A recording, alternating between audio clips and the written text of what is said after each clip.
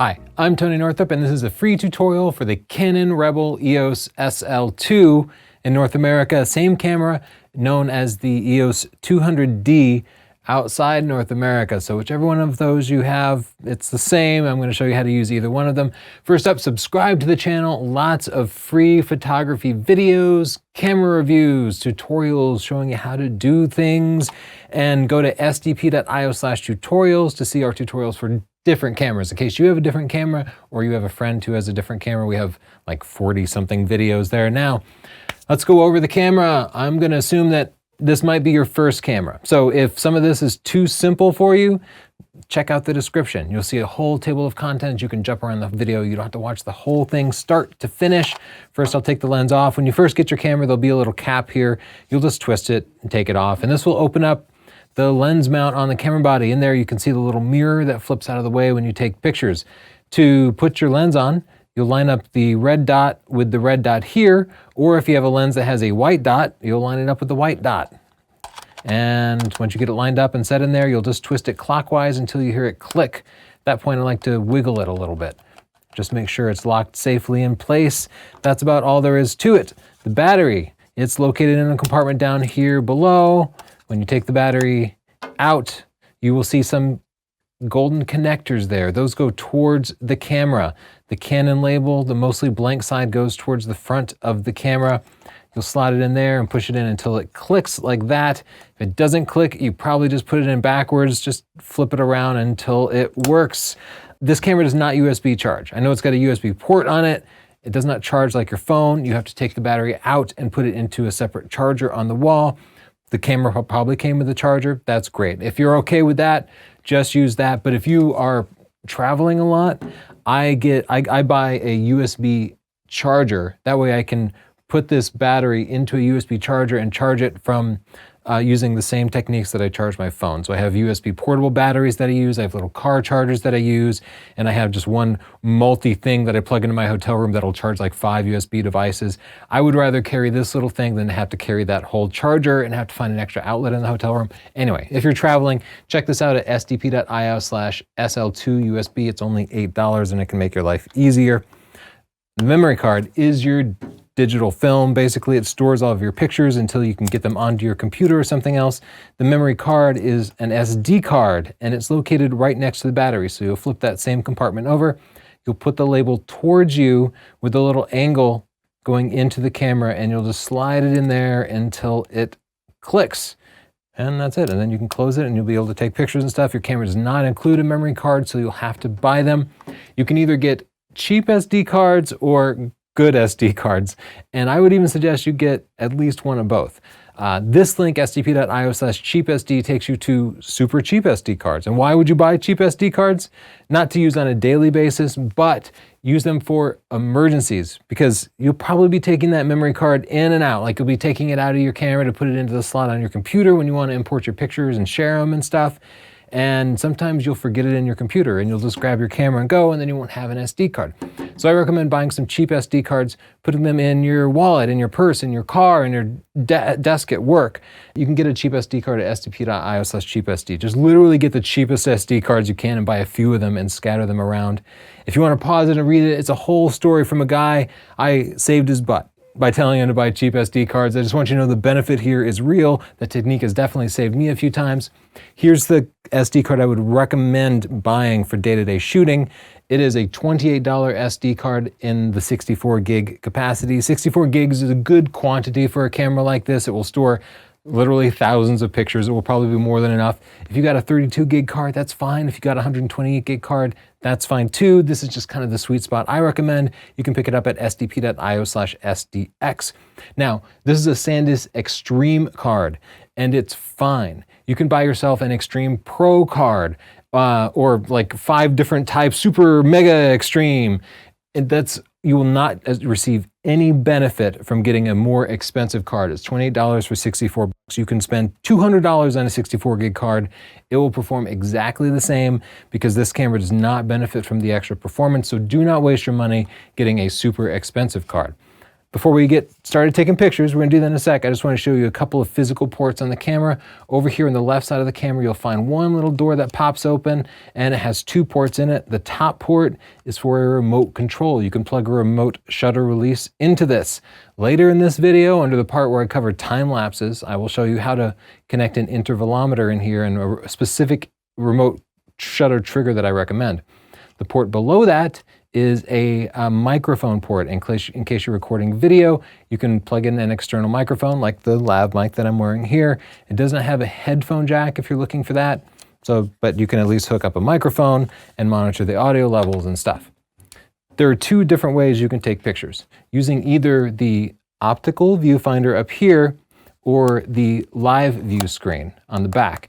And both of those do very different things. So the first thing I'm gonna do is turn the camera on. There's this nifty little switch here, off, on, and movies. Whenever you're recording videos, switch it over to movies. So I'm taking pictures, so I'll just leave it in the on position.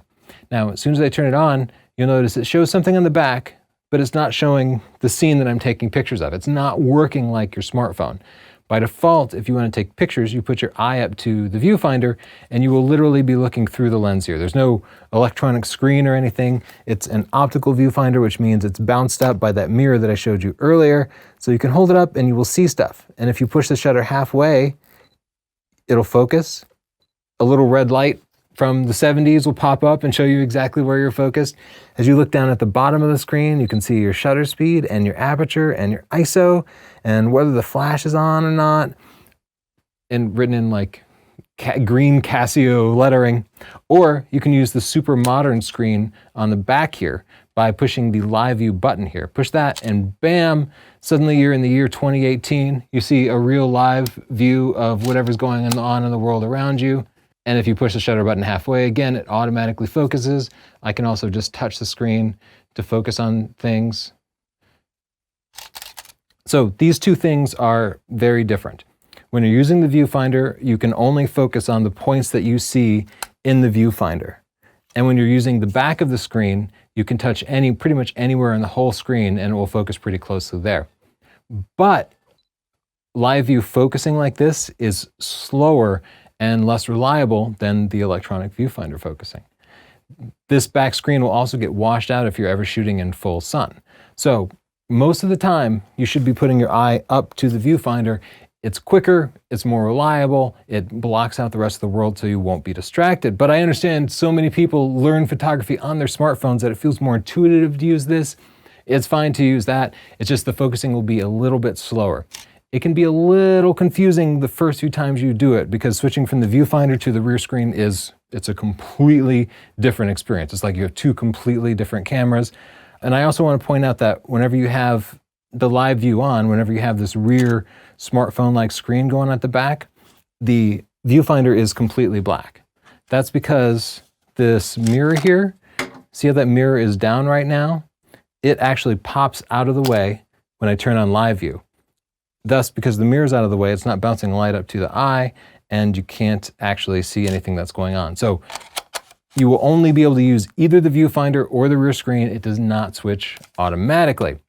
Let's see how to take a picture with the viewfinder. First, we're gonna make sure that the rear screen is not turned on. That means live view is not on. If live view is on, you'll just push that button to switch it back off. Now, we'll just put the camera up to our eye and we should be able to see everything that's going on. I'll put the focusing points over where I want to focus, push the shutter button halfway.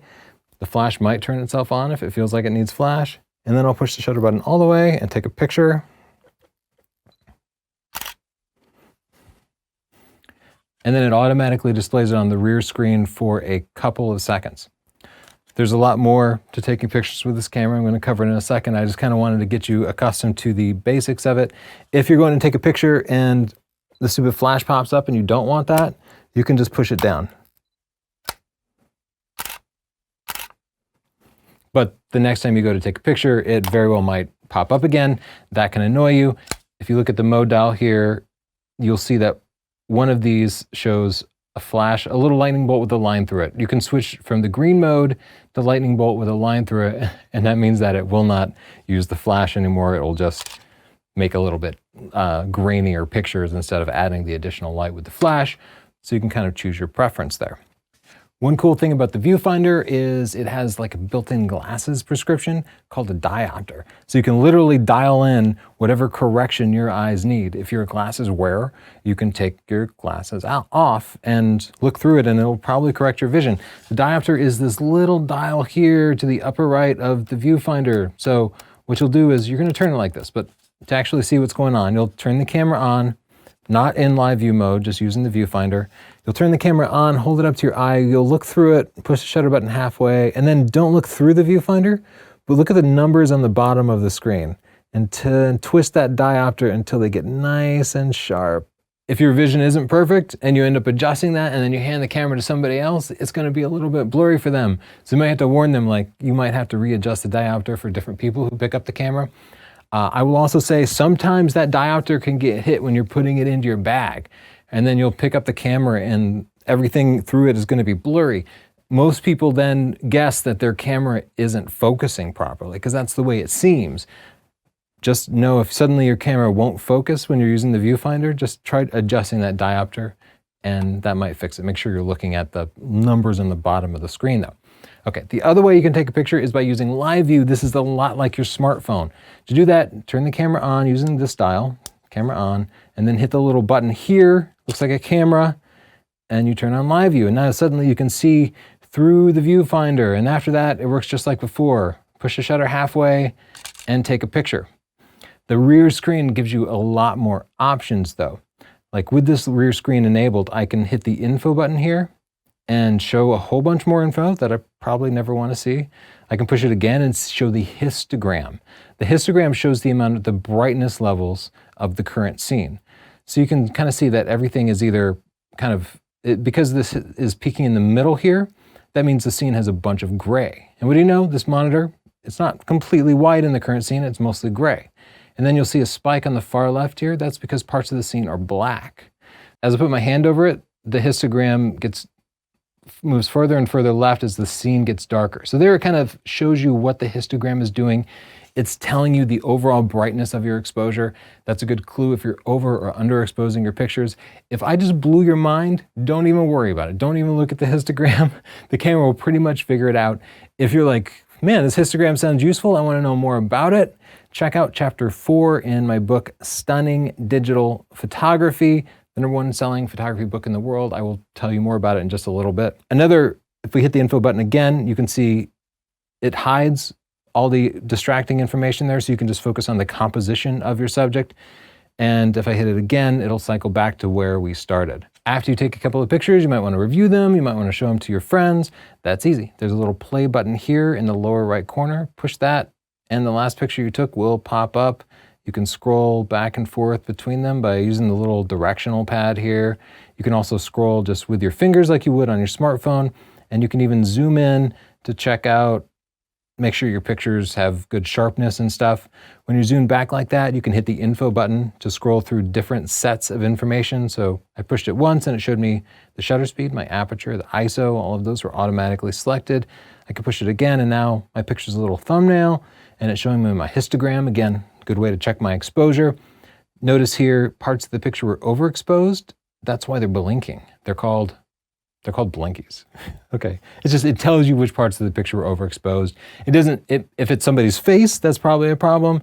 If it's a bright white computer screen, it's probably supposed to be overexposed, so that's probably okay. And then if I hit the info button again, it takes me back to this original view without any distractions. Now, there's a bunch of things I can do if I hit the Q button here. The Q button will always pull up kind of a smart menu based on different menus depending on what you're doing. The things that I find most useful are the ability to rate a picture. So if I hit the Q button and scroll down to the star here, now I can rate a picture 5 stars. Why would I want to do that? Well, because I'm at my kid's soccer game and I'm shooting 1,000 pictures, but there's this one picture of her getting a goal and it's awesome. And I'm gonna later go to my computer and import all these pictures, maybe into Adobe Lightroom. And I want to be able to find that one picture without having to sort through all 1,000 pictures again. So because I rated that one picture with 5 stars, I'll be able to filter and just show my 5-star pictures and I'll be able to find it instantly.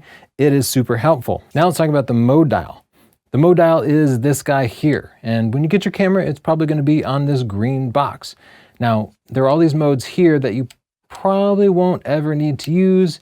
And in fact, I'm not really going to show you how to use these things because these, what they call the creative modes, the program mode, TV is shutter priority, AV is aperture priority, and M is manual mode. Those are the only modes you ever need to use. And I'm going to show you how to use them in just a little bit. But if at any point you get freaked out, if you were experimenting with aperture priority and doing something cool, and then your puppy does something amazingly cute and you just can't risk missing the shot because you messed up a setting or something, go green. Just flip this mode dial back to the green box, and then the camera will take care of all of the decisions for you. It takes away your creativity, but it will make sure that you don't screw it up too bad. Remember, if you get lost, go green. It's all going to be okay. Your pride's intact. It's better than missing a picture. Now let's talk about the different modes of the camera. There's a set of settings that you can dial into the camera that will pretty drastically change different creative aspects of your pictures: aperture, shutter speed, and ISO. Those three settings together determine the brightness of your picture, how much the background is blurred, how much your subjects are moving in the photo or frozen still. And that's kind of the job of the photographer, is to decide those creative things and change those settings. Aperture is probably the one that I change the most. And you can tell the camera to allow you to control the aperture and have it take care of everything else. So you can just focus on that one setting. The aperture is just the opening or closing of the iris of the lens. So like you can have a wide aperture that would be really wide and lets lots of light in and really blurs the background. Have I already blown your mind? Go to sdp.io/fstop if you want to know more. If you're just starting in photography and you just want to figure out how to get the camera powered up, don't even sweat it. Just leave it in green. But if you're like, oh man, I really love this kind of stuff, I really want to be able to take creative control of my pictures, this is a free video, sdp.io/fstop, where I explain far more than you want to know about aperture. Here's a quick example of what it can do. At low f-stop numbers, like f1.8, the opening is really wide, and you can see from the example above it that the background gets completely blown out. At high f-stop numbers, like f22, the opening is really small, and you can see from the sample picture here that the background gets really sharp. So to the photographer, you're changing the amount of context that the image has. All three of these pictures are pictures of Chelsea, but the picture on the left makes the viewer focus on Chelsea because everything else is blurred out. It's separating the background from the subject. It's taking away context. You don't even know where she is. But in the picture on the right, you get so much more of the background that you understand there's more of a story, and you might even think, oh, it looks like she's in an alley in New York. What are they doing in New York? It provides that extra context. And it's up to you as a photographer to decide if that context is important to your story or just a distraction. So now you can see why you might want to actually take control of these settings. You can actually play in real time with aperture to see the effects. So there's a button called Depth of Field Preview. Now, that background blur, old-timey photographers, all of us really, we call it depth of field. So that's why it's called the DOF Preview button. I'm going to turn live view on by pushing this camera button here. And let's say I'm going to focus here on the letter D. And in the background over there is a chair. And I'm going to scroll my main dial here. Well, I'm going to put the camera in aperture priority. That lets me control the aperture. And then I'm going to scroll my main dial here to adjust the aperture up or down. So you can see by this little number here, you see it says f1.8. If I scroll to the right, it can be f16 or f22. And you can see I'm changing the dial, but the background isn't changing. The way you can change that is by using this Depth of Field Preview button. The Depth of Field Preview button is right here. It's on the front of the camera. This is the lens release button. This is the Depth of Field Preview button. So I'll push that. You can reach it pretty easily. As I push it, watch what happens to the screen. First, let's select a high f-stop number like f22. Now I'm going to push it, and see how that chair in the background comes right in focus? That's with it off. That's with it on. Here's the weird thing. Whether you dial in f1.8 or f22, your camera is always using the lens wide open at the lowest f-stop number until you actually take the picture. It only uses a small f-stop when you actually take the picture, unless you push that Depth of Field Preview button. So you can set it to f22, but you will not immediately see the effects. unless you push that depth of field preview button. So if you're trying to figure out how to use Aperture, push that depth of field preview button and you'll immediately know just exactly how much depth of field you get out of it. Big difference, right? If you hold the camera up to your eye using the optical viewfinder and you push the depth of field preview button, you're gonna think, whoa, my camera's completely broken. Why did the viewfinder suddenly get very dark? That's because, as I showed you, this high f-stop number makes a very small opening and that's letting in very little light. When you use the rear screen, the camera says, oh, I'm not getting much light now. I'm gonna crank up the brightness so people can see stuff. But with the optical viewfinder, it's literally just bouncing light off a mirror into your eye, and thus everything just gets dark. So if you do want to use depth of field preview, I suggest switching to live view mode. One other thing, you are probably using the kit lens that came with your camera, and that kit lens has an f-stop range of f3.5 to f5.6. Lenses always identify themselves by the smallest possible f-stop number, which is the biggest opening.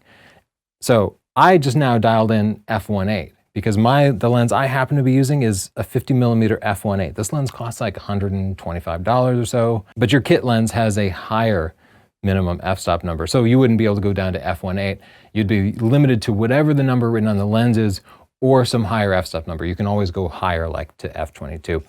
We'll talk about some recommended lenses in case you do want to experiment with those bigger openings, but not all lenses can open up as big as other lenses.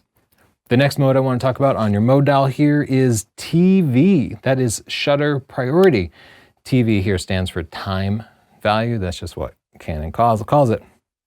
This allows you to adjust your shutter speed. Pictures might seem like they happen in an instant, but the shutter's always open for some period of time. Maybe it's 1/60th of a second. But maybe it's 1/2000th of a second, a really short period of time. Or maybe you're taking pictures of the stars and the shutter might be open 10, 20 seconds at a time. And as you can imagine, if you have the shutter open for 10 or 20 seconds, things move, and anything that's still or moving a little bit will end up all really blurry, and a fast shutter speed would freeze even the fastest athlete. So as a photographer, you're deciding, hey, do I want to show motion or do I want to freeze motion? And for things like sports and action, that's a really important decision. If I'm photographing a flying bird, I don't want to completely freeze the motion. The picture ends up looking weird. I actually want to show just a little bit of motion in the wingtips. And if I'm shooting my daughter's soccer game, I don't want to completely freeze her solid.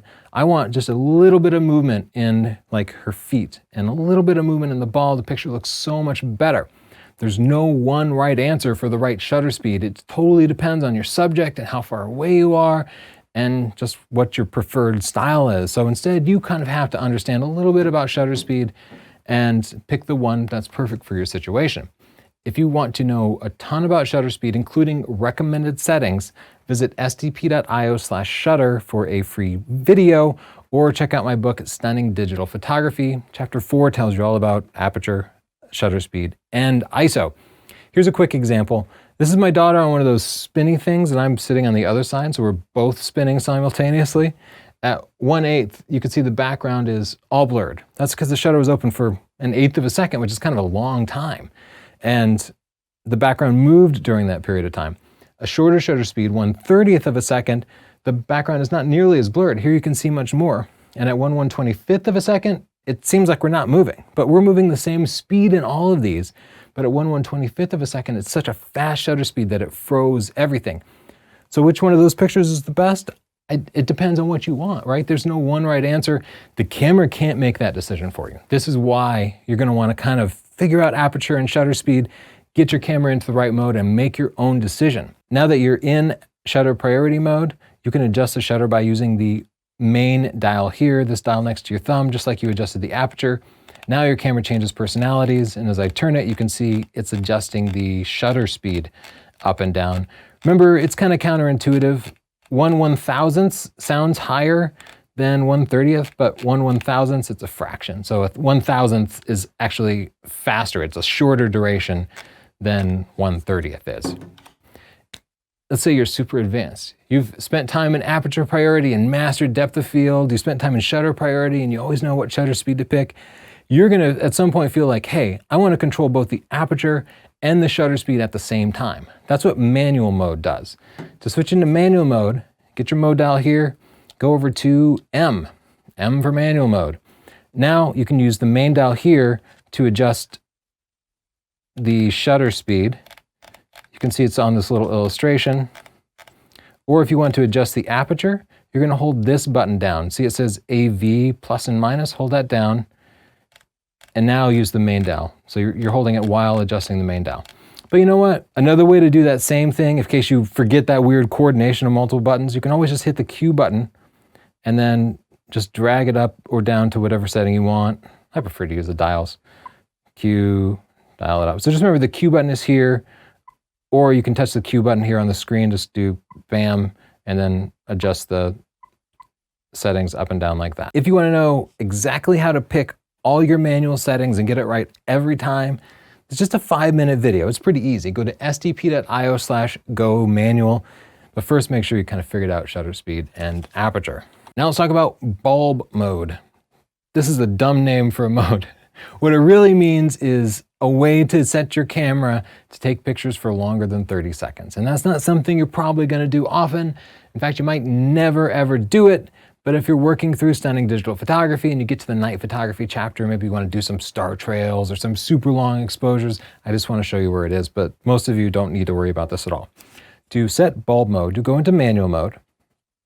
You will set your aperture to whatever you need, and then you will set the shutter speed, and you'll just keep going left and left and left, and you can see now I'm at 8 seconds, 30 seconds, and then if I go one more click left, I get to bulb mode. And now what it's going to do is it's going to keep the shutter open for as long as I have the shutter button pushed down. So I can hold my finger here for an hour, and it will keep counting up here, and it will take a picture with a shutter speed of 1 hour. But I bet you don't want to stand there with your finger pressed on the shutter button for an hour, right? You don't have to. What you can do is you get yourself a remote shutter trigger, lock that shutter button open, set a timer on your watch, and then come back and stop it whenever you're ready. If you want a remote shutter trigger, here's the one that I use. It's $22. It can take time lapses as well, which is really useful. Pick it up at stp.io/SL2RC. When you get it, it will plug into this top port here. By the way, when you're done with bulb mode, don't forget to get out of bulb mode, because otherwise the next time you go to pick up your camera, you're going to be real mad at yourself when you try to catch your kitten pouncing after something and you realize, oh man, I left it in bulb mode and now my camera's taking like a super long exposure. I know I plugged these books already, but I just want to take a moment. This is why I can afford to make free 1-hour videos, is I try to sell people my books. So help me out, sponsor me. It'll improve your photography, I promise. My book, Stunning Digital Photography, is not just a book. It has 14 hours of video that I guarantee will improve your photography. So you can read the book, you can watch the videos, you can just take the quizzes and make sure that you know what you're doing. You can just do all the hands-on practices and projects, or you can just join the Facebook group and share your pictures and get feedback on them from real people who are also studying photography. You can pick it up at Amazon. You'll see it has over 2,000 reviews and a 5-star rating. I'm very proud of this book. People really like it. If you're not happy with it, you can send me an email, tony@northrup.org, and I will just give you your money back, no questions asked. The ebook is $10. You can pick it up at stp.io/store, that's our store, or just search for Tony Northrup at Amazon. We also have a ton of books to help you with post-processing, like our Lightroom books. This is the book for Lightroom Classic CC. Lightroom is the app that most people use to edit their pictures, including me. Amateurs, pros, pretty much everybody uses Lightroom. So we have books on that that'll teach you how to use it. You can also learn to use Photoshop. Both of those include tons of video. In case you are the type who doesn't like to learn by reading but would rather watch videos, we can help you out. I also have a book on my photography buying guide, which teaches you how to get the most for your money, whether you're trying to buy used or trying to pick from the hundreds of lenses available for your Canon camera. And if you really get deep into photography, check out my Art and Science of Photography video training series, which goes a level deeper than anybody could possibly do on YouTube. stp.io/store, everything starts at $10, or search for me on Amazon. Let's get into the shutter modes. By default, when you take a picture, I'm going to put this back into P mode. P mode here is program mode. It just sets both the aperture and shutter speed for you automatically. By default, when you take a picture, you can hold the shutter down and it will take one picture. That is one shot mode. I don't love one-shot mode. I kind of wish it wasn't the default. You know why? Because if you take one picture, you know in that picture, people are gonna have their eyes closed. Like there's gonna be one guy that has their eyes closed, right? But if you take 3 pictures, then there's gonna be one where everybody's eyes are open. So I tend to put the camera into continuous shutter mode. Anytime there's any movement at all in the subjects, I'll just rattle off 2 or 3 pictures. To change the shutter mode, the easiest thing to do is to just hit that Q button and then go over here. This changes the shutter mode, so I'm gonna select that, and then I can pick continuous, which is this next option. With that selected, you see when I hold the shutter button down, shooting continuously, right? So I always rattle off 3 pictures because pictures don't cost anything. I'm not gonna share 3 pictures of the same subject, but when I get back to my computer and I'm processing my pictures, sometimes one of them will be better than the others. If not, you can just delete the other 2. It can definitely save your butt though. There are a couple other shutter modes you should know about. Let's get this Q menu pulled up again. I'm hitting the center button here. You can see it's got a little Q there. So again, we'll select that to change modes. The other options here, you'll see the box is 1 picture. The stack of boxes is continuous, but there's a stack of boxes with an S, and that is quiet mode. The S stands for silent, but it's not at all silent. So, but it is quieter, right? Okay, so that's what you know. There's a little bit more of a delay when you use quiet mode, but I still will use quiet mode pretty regularly. Then next you have a couple of delayed shutter options. So see, it's got like a kind of a clock with a 10, that's a 10-second delay. And the clock with a 2 is a 2-second delay, or you can set a custom delay here using this last option with the C. The 10-second delay is for when you want to, see, I'll push it, and with that selected, okay, now it's beeping, the yellow light is blinking, it's gonna wait 10 seconds, and now I can put the camera in a tripod and like run and put my arm behind my family and be in the portrait, and then, okay, then I run back to the camera. That's what the 10-second is for. The 2-second is useful if you have the camera on a tripod and you don't want that shutter shake. If you have the camera on a tripod and you take a picture, you can push down on the shutter, you'll shake the camera just a tiny bit like that. The 2-second delay should be enough that you push the shutter and then all that shake goes away and then it takes the picture. So on a tripod for night photography, for example, I will use that 2-second delay. After you do any of those things, set it back to continuous so that you don't go to take a picture of your kid being amazing at sports and then have your camera waiting 10 seconds and all the sports stuff is done. Let's talk about focusing modes now. By default, your camera is set for 1 shot where, just kind of like the shutter, it will focus on something. Let's get it in live view mode here. It will focus and then stop focusing. So you can see I focused on the D there, and then I go over to the chair and it's not refocusing. Like, why is it not doing that? Because it's in 1-shot mode. 1-shot says, just find focus and then stop trying to find focus because I'm happy. That can be okay if you're taking a picture of a still subject. It's not gonna go anywhere. If you're taking pictures of sports, you probably want to keep following your subject, right? So you'd want to use continuous focus instead. To change that, again, you'll hit that Q button. Let's get out of live view here. It's a little easier to see, but it works the same, whichever, but we'll hit the Q button here. The last option here is focusing. So I'll tap 1 shot and you can see the 3 options. 1 shot, AI focus, or AI servo. 1 shot, find focus, stop. AI servo continually tracks moving subjects. So that's probably the one that I will want for any kind of sports or action. AI focus, I never use it. That AI focus lets the camera decide whether it's moving or still, and that doesn't make sense to me. So now, using the viewfinder, if I focus on the D here, and then I go over to the chair, the camera picks it up, and in like a split second, it's managed to focus on these 2 subjects. I can't easily show that to you. If I switch into live view, the focusing system is independent because it has a different focusing system in live view. So, but I set it the same way. I hit the Q button, and now I can pick 1 shot here, the second option down, and I can switch over to servo. 1 shot is the same, servo is the motion track. So here, look, I'm gonna hold the shutter button halfway down and focus on the D, and then as I go over to the chair, you can see that pops into focus. Over to the D, there it is, over to the chair, bang, okay. Notice that in Liveview, it took like a full second to switch between focusing, and using the viewfinder, it happened like that. So that's kind of one of the big differences. That's it, just one shot or servo, that's about all you have to know. By default, the camera will focus anywhere in the frame, especially when you're using the viewfinder. All those little points when you look through the viewfinder, it'll choose whichever one it thinks is appropriate. So it might be focusing on a completely the wrong person. And that's not cool. No, you're the photographer. You tell the camera where to focus. You don't let it tell you what to do, right? Most people, you just let it tell you what to do, but that's not you. You're the master of your own domain here. So what we're gonna do is turn the camera on and then hit the Q button and this middle section here, focusing position. I'm gonna touch that, and now what I can do is move my main dial here and switch between which of the focusing points I want to use. So if I'm shooting my kid's soccer game, I'm probably using that top focusing point. You know why? Because her face is probably going to be in the top portion of the frame, and I want to focus on her face, not on their body or a ball or whatever. So now that I have the focusing point up there, when I go and I focus with the viewfinder, only that top point is going to light up. Okay, the action's happening, and now she's running this way. So I want to use the rule of thirds and put the focusing point on in the right side of the frame. If I want to quickly switch it after I've selected a single focusing point, I'm going to push this button here.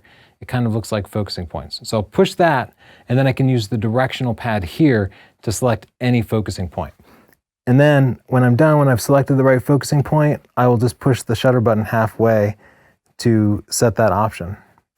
So that allows you to pretty quickly switch from the right focusing point over to the top focusing point, or wherever you want to focus. For me, I pretty much always use a single autofocus point. I never let the camera pick the focusing point for me.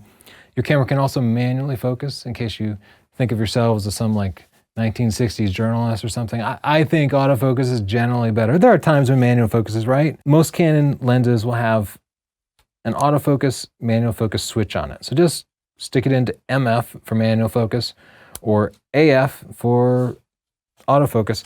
With manual focus, all these lenses will have a ring on them. So let's put in Liveview here. I'm just twisting that lens ring, and you can see the focusing point changes. I can get the chair in focus. It's actually happening a little faster than when I was doing it automatically. That's it, that's manual focus, it's pretty easy. Your ISO, spelled ISO, but pronounced ISO. Seriously, this is the sensitivity of your sensor. It basically controls how bright or dark your pictures are. If it's a bright sunny day, you're gonna be at ISO 100. If it's a really dark room, if you're in a bar or something, you're probably gonna be at ISO 3200 or ISO 6400. So high ISOs are used for dark environments. If you remember the film days, it works exactly like that. We used to call it ASA, but it's all exactly the same thing. Your camera is set up to automatically change your ISO for you, and you probably never need to change that. The camera's pretty smart about picking the right ISO. You don't even have to change a roll of film or anything. If you want to manually control your ISO, there's an ISO button there. Just push that ISO button, and now you can pick whatever ISO you want, all the way up to 25,600. But like I said, auto ISO is right for most situations. But what if your camera is using auto ISO and the pictures are too dark or too bright? This definitely happens. Like we actually saw it earlier. Let's look at the screen here. Now this screen to my eye is bright white. It's super bright, but when I look at the viewfinder, it's just kind of gray. So let's say I want it to be brighter. All I have to do is to hit this AV button here, hold that down, and then move the main dial on top right here. I'm just holding it down and moving this up, and you can see the screen, the picture on the back gets much brighter. If I scroll it to the left, it gets much darker. So I can just dial in stops of exposure compensation to make sure I nail the exposure and get it perfectly right. Here's a scenario where you need to do this. If you're taking pictures of your friends and it's outside and there's clouds or the sky behind them, the sky is going to be so bright that their face might end up dark and in shadow. But your friend's face is the most important part of the picture, not the clouds in the background, right? So their face is going to be dark. What do? You raise that exposure compensation and make their face nice and bright. Or if you might be out in the snow. Snow is super bright. It's going to trick the camera into making the whole scene darker. You'll hit that exposure compensation and raise it 1 or 2 stops until the brightness looks just right. If somebody's face gets overexposed, what do? You lower the exposure compensation, right, until it looks good. If you use Liveview, you can see the effects of the exposure compensation in real time, just as I was showing you. Brighter, darker. If you use the Viewfinder, turn off Liveview, you will see a little indicator at the bottom of the screen that tells you how much exposure compensation is dialed in, but it's just light coming through the lens here, so it's not going to get brighter or darker for you. The only way to see using the Viewfinder whether you've nailed the exposure is to actually take the picture and review it, and then if you say, oh, this is too dark, then you can adjust, you can go in and change the exposure compensation and reshoot. So you can see this is my second picture, this is my first picture, just because I adjusted the exposure compensation. After you're done, I suggest holding that exposure compensation button down and dialing it back to 0. If you forget where the buttons are, again, remember you can hit the Q button here or the Q button here on the screen, and then just use the touch screen to adjust the exposure compensation up or down as you see fit. Bracketing is kind of having the camera do exposure compensation for you. Look, back in the film days, you didn't know if you overexposed a shot until you got back into the darkroom, and that would be a pain, right? So what you would do is you would take 3 pictures. You take one that was too bright, overexposed, just right, or underexposed, too dark. And then if you decided, oh, maybe the too dark one is the one that's actually the proper exposure, you could do that later. You just had all your bases covered. Nowadays, you can see your pictures instantly. You really don't have to bracket to nail the exposure, but people do bracket in order to use high dynamic range techniques. That's HDR. It's covered in my book, Stunning Digital Photography, but you could Google it if you want. If you want to use bracketing, here's what you do. You probably don't have to. Only when you get into this do you need to worry about it. I'm just showing you where. Hit the menu button, go over to the shooting menu here, click OK, and then I'm going to go to shooting page 2. The top option here, exposure comp /AEB. Yes, I'm sorry about the user interface. That's a terrible name for it. AEB is auto exposure bracketing. I wish they would just call it bracketing for you. If I select this, now it's showing me the exposure compensation, which I was just showing you. So you really don't even need to adjust that.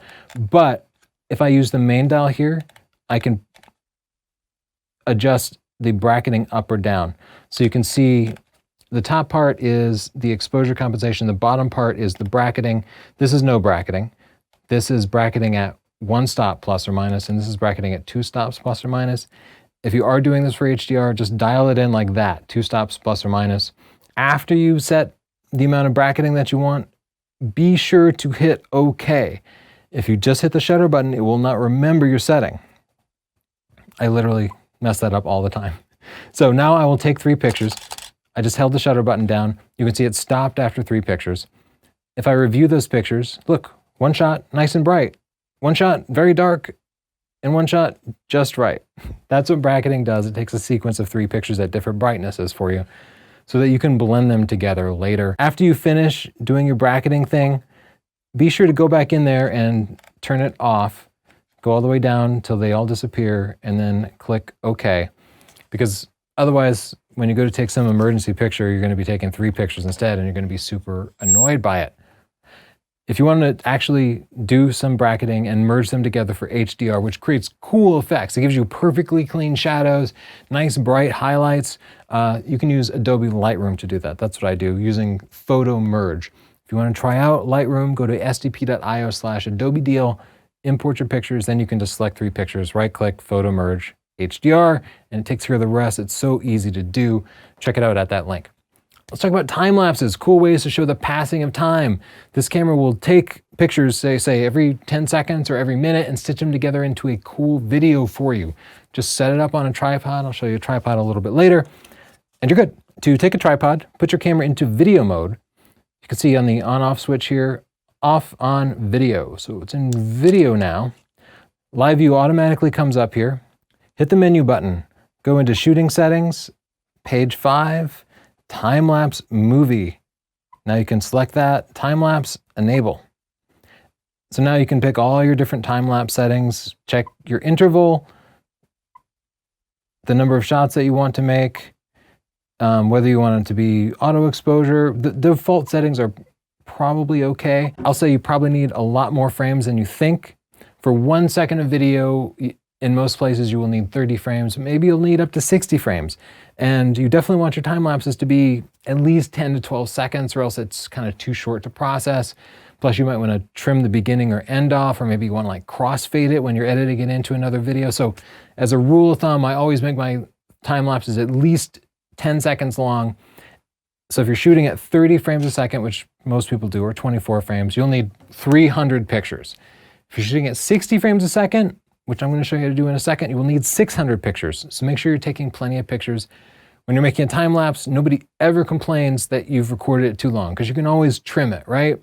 So err on the side of having more pictures, and just, you can adjust it to take 10,000 pictures, and then when you're done, just turn the camera off.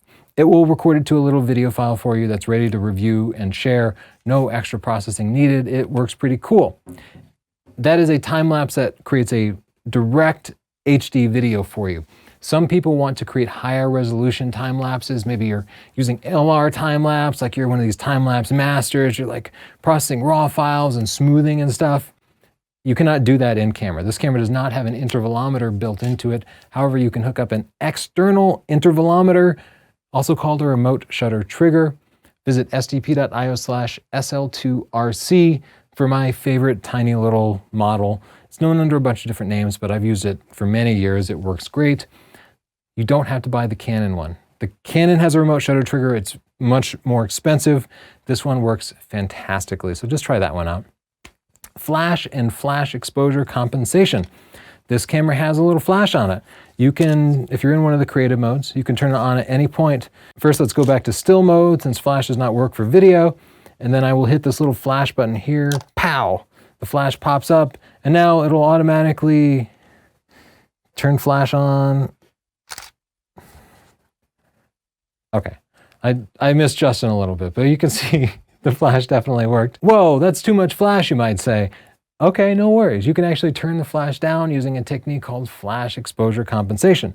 To dial in less flash, you're gonna do the same thing. You're gonna, after the flash is up, you're gonna push this button again, this button right here. It's got a little lightning bolt on it. Push that. And see here, exposure compensation. I can just scroll to that, select it, and then I can drag it up or down. So let's drag it down to -1.5. That's kind of where I like it if I'm taking pictures of people, because otherwise it just puts way too much flash in. And let's see if I can get a better picture of Justin here. Whoa, there he is. Okay, so there you go. That's a much better balanced picture of Justin. Just for the sake of example, let's go back in here and turn flash exposure compensation up, and I'll just show you how bad of a job it can do. There we go. So that picture you can see way too much flash. At -1.5 stops flash exposure compensation, it's much better. So if you have pictures that look like that, blame your flash exposure compensation. Just go in there and turn that down. It's a lot of information, right? It's okay, you got this. It's gonna be okay. You just take it one step at a time. Those same settings can work if you attach an external flash, and I'll recommend a flash right now. This is the Godox TT685C. It's 110 bucks. If you try to buy a Canon flash, they literally sell flashes that do the same stuff for like $400 or $500. This flash is better. It's actually better and more powerful, and I really like it, and it's way cheaper. So I just saved you a bunch of money that you can spend on buying some photography books, right? Pick it up at this link here. If you think you're gonna be like one of these cool people with like strobes that are off camera, and you have hair lights and key lights and stuff, the Godox system is perfect for this too. You can use that same flash, but get a wireless trigger for it.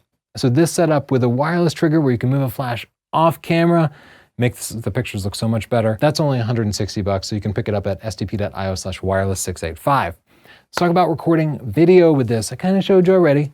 It's super easy. You'll just take the on-off switch, switch it over to the camera here, push the record button on the back here, and it'll start to record with whatever settings you have. I have it in continuous focus, so you can see it's kind of tracking moving subjects pretty good, and well, that's all you really have to know, but there is a bunch more you can know. The first is PAL versus NTSC.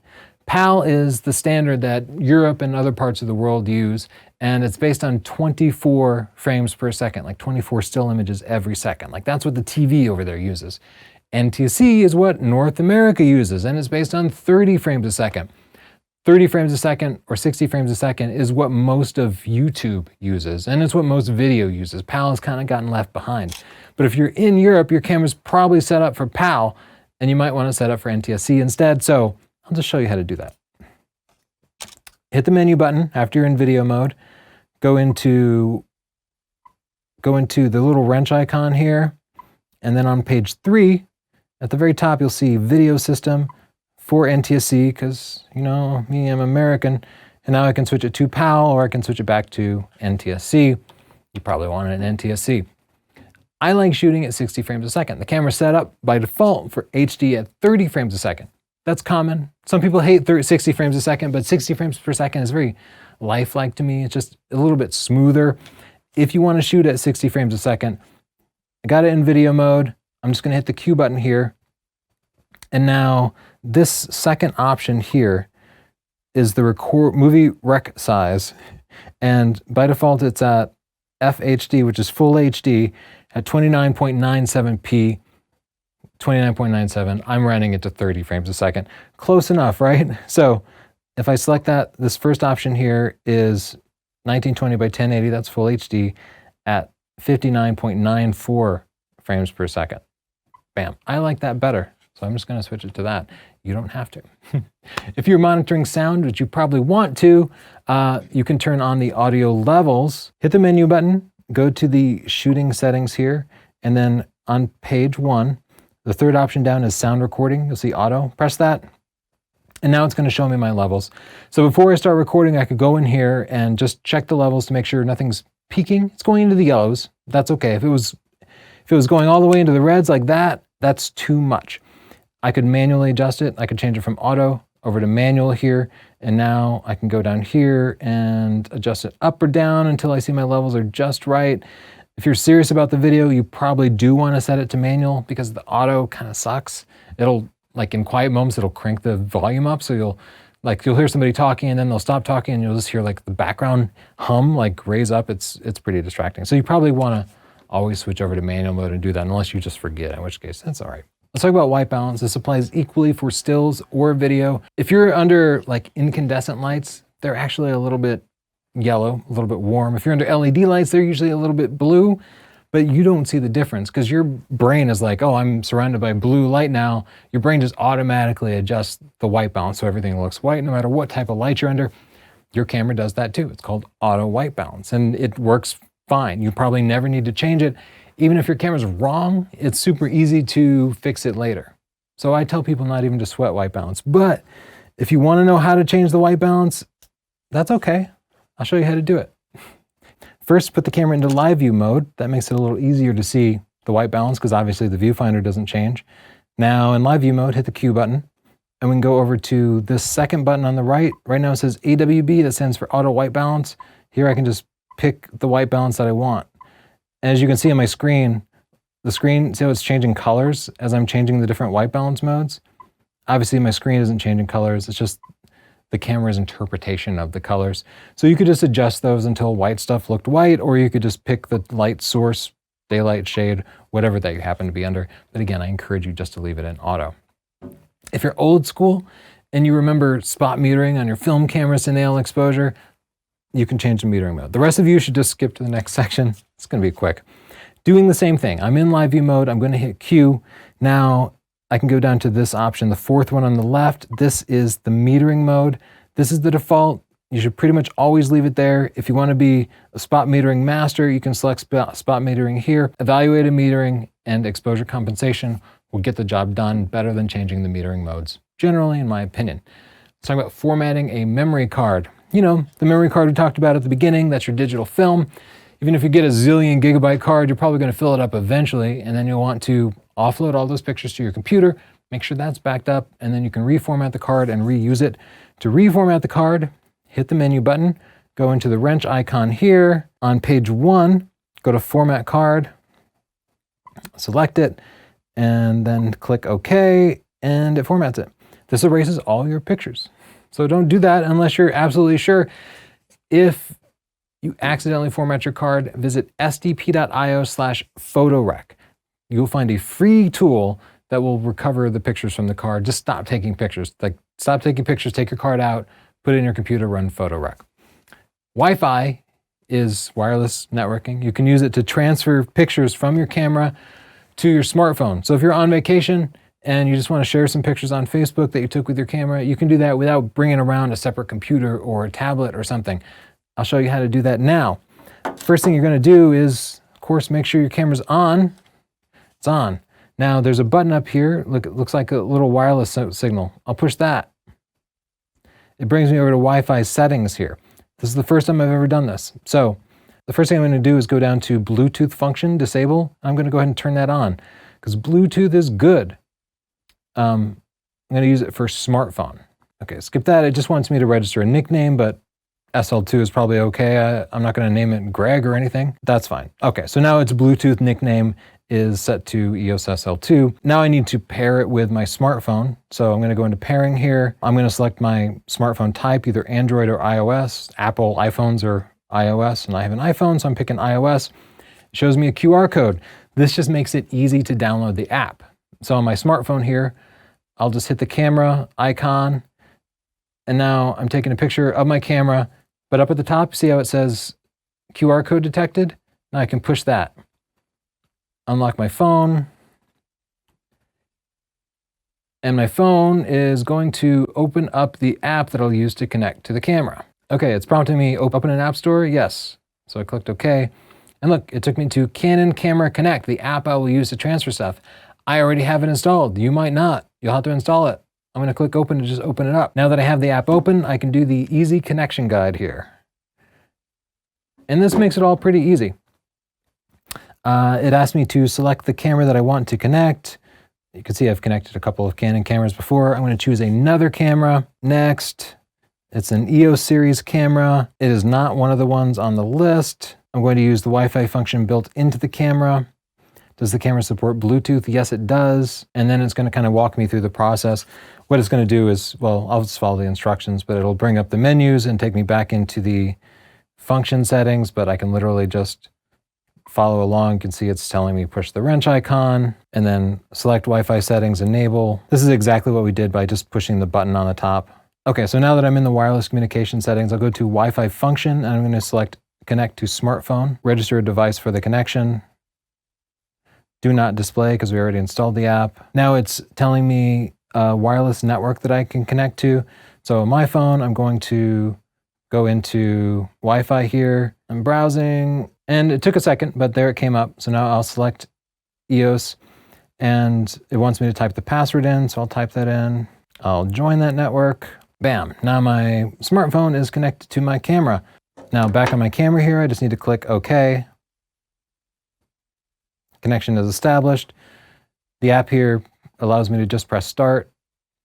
And you can see up at the top here, it's saying it's connected to the SL2.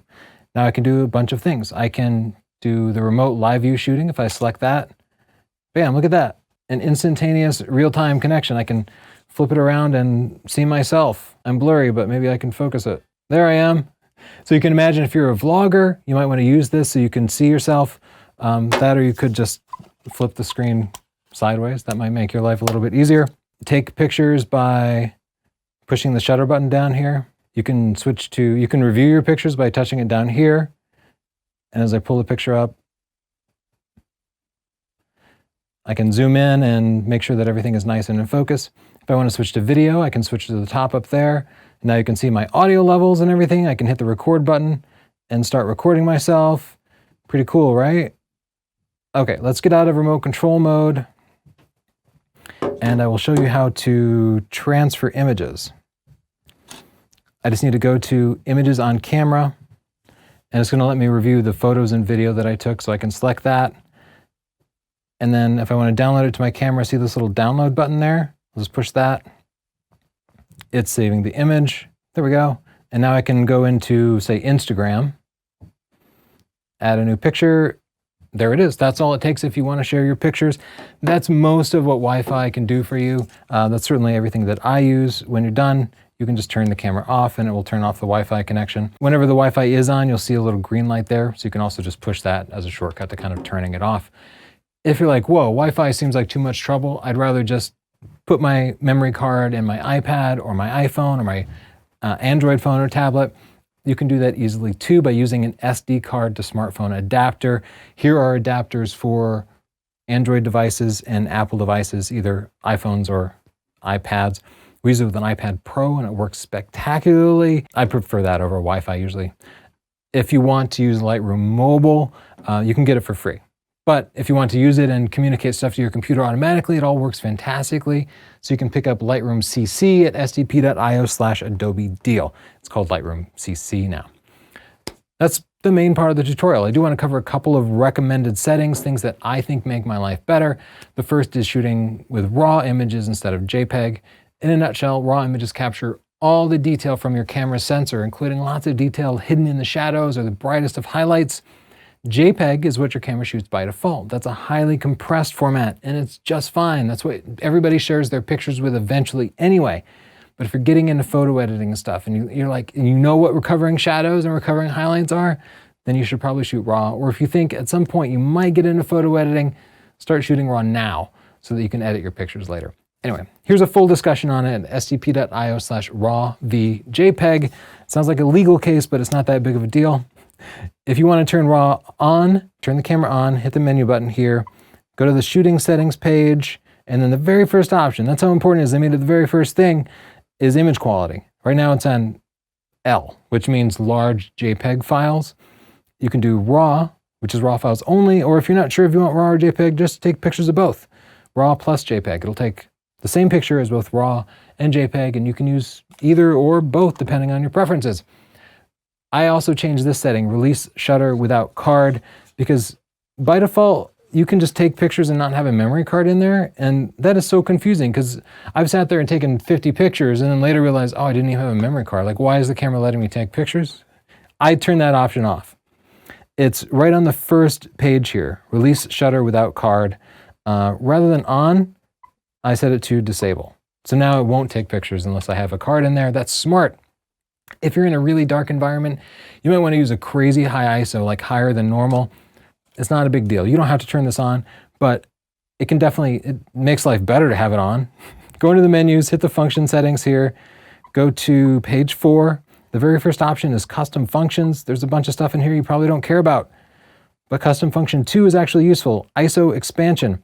I will set it to on, and that's pretty much all you have to worry about. It'll just now let you select higher ISOs. It's not gonna make your camera explode. It's not dangerous. I don't know why they don't turn it on by default. They just should. Now you can actually set a maximum higher automatic ISO. So once you've done that, go into the menu settings here, go to the shooting settings, page 2, and you will see auto ISO. Max is 6400. So if I select that, now I can go all the way to auto ISO max 25,600. These high ISOs aren't gonna look great. That's the nature of high ISO, but it's still better to use the correct ISO for a given setting than to underexpose the image. That beep, you've been hearing it as I'm touching the screen, as I'm focusing and stuff. That beep is kind of annoying, especially if you're like a wedding photographer and there's a bunch of people in the crowd all taking pictures and they're like beep, beep, beep, beep, beep, beep, beep. No, please turn the beep off. You can visually see when stuff is in focus. It lights stuff up. You don't need it. Hit the menu button. Go to the wrench icon. Page 3, beep. Set to enable now. Set it to disable. Disable.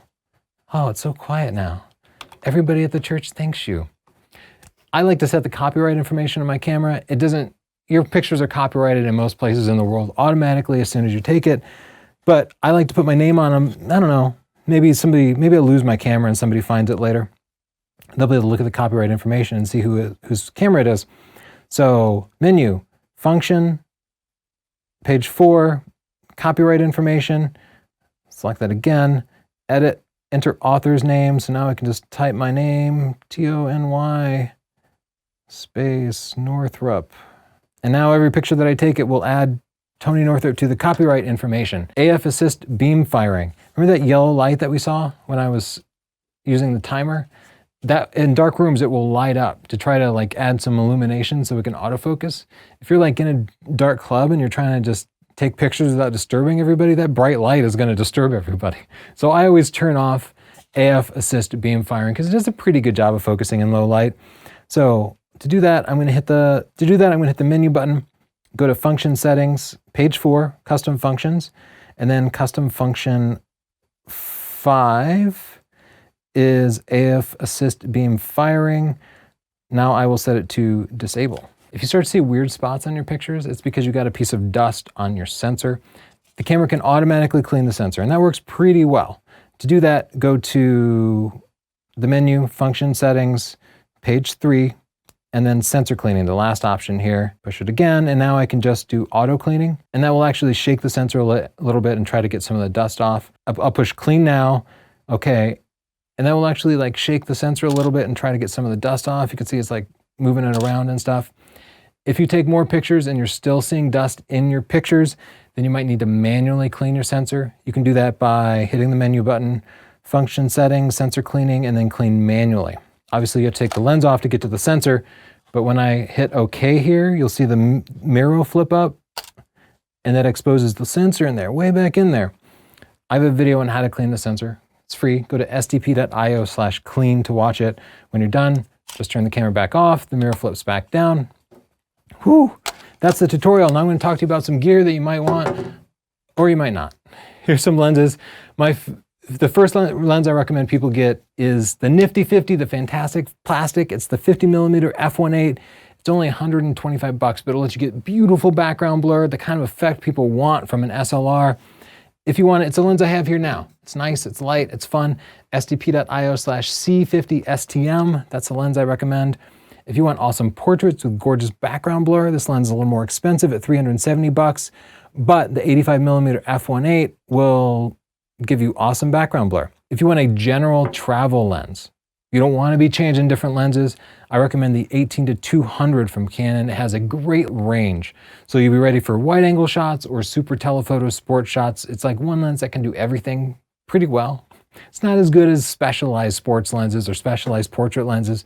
It's kind of like, you know, jack of all trades, master of none. If you are sharpness obsessed, or if you're shooting in low light, the sharpest lens I've ever used for this camera is the Sigma 18-35 f1.8. We use it all the time. It's expensive at 800 bucks, but it simply can't be beat. It's also big and heavy. You'll be like, oh my God, this is a serious pro lens, but that's what it is. If you want super wide angle stuff, like if you're shooting narrow streets in Europe in your travels, or if you're doing landscape photography, I recommend the Canon 10-18mm. It's much wider than the kit lens that your camera came with, sdp.io/C10. For sports and wildlife, I recommend this lens that's been sitting here. It is the Tamron 70-200 f2.8. It's a beautiful, very sharp lens. It will bring faraway subjects closer. If you're shooting in dim environments, it's like 4 times faster than the kit lens that you have, which means your images will be much, much cleaner, like 4 times cleaner. You can pick it up at sdp.io/T200G. It's 1,300 bucks, but that's actually pretty inexpensive for how good it is. If you get into wildlife, another great value is the Canon 400mm f5.6. Pick it up here. You can produce pro-grade sharp wildlife lenses with that. Here's my suggestion for a tripod. It's inexpensive at 50 bucks. It's the Dolica tripod. I have seriously sold more than 100 of these things, and everybody seems to really like them. So check it out at sdp.io/Dolica. And finally, one last plug for my books. Stunning Digital Photography, the #1 photography book in the world for the past some number of years. People like it. Check out the reviews on Amazon, search for Tony Northrup, and you'll find it. If you want it, you can order it directly from us at sdp.io/store. We ship worldwide. The ebook is only 10 bucks and comes with 14 hours of video, or you can get a paperback book. It also gets you free access to a Facebook group, lots of quizzes, lots of hands-on photo projects. It's awesome. If you aren't happy, I'll just give your money back. We have books on Lightroom and Photoshop for when you get into post-processing. My photography buying guide will help you pick out all the gear you want, and my art and science of photography for those of you who want to get like really deep into it and know just the art of photography, the stuff beyond just the camera settings and buttons. That'll help you out.